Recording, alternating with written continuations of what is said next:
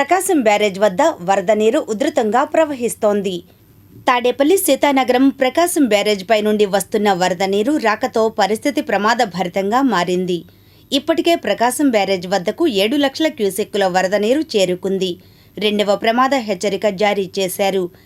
అధికారులు అలర్ట్ అయ్యారు. పుష్కర ఘాట్ల వద్ద ప్రజలు రాకుండా చర్యలు చేపట్టారు.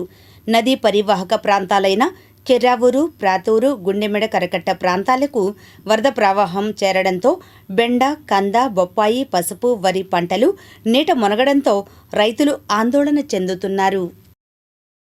చిరావూరు గ్రామం మాది. నా పోకల రాంబాబు.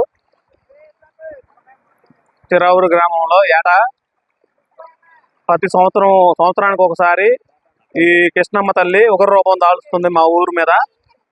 ఈసారి 7 లక్షల నీళ్లు వచ్చినాయి కాబట్టి పంటలన్నీ మునిగిపోయి, మేము వ్యవసాయం చేసుకొని జీవనోపాధి సాగిస్తాము. పంటలన్నీ మునిగిపోయి కంద, పసుపు, అరకులు, బొప్పాయి, సొరలు, బెండలు, మేత, పశువులు మేత మా ఊర్లో అనేకమైనవి మునిగిపోయినాయి.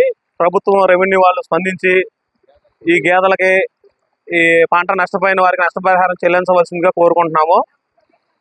రెవెన్యూ వారు కూడా చూసి ఈ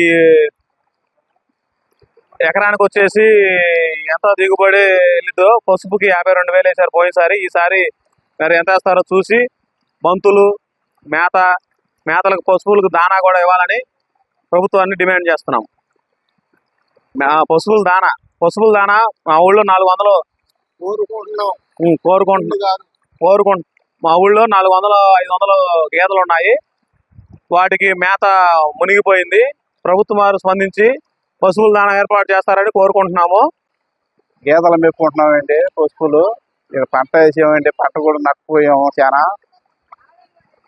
అయితే అసలు ఏమీ లేదు, అంతా పోయిందండి, మునిగిపోయింది.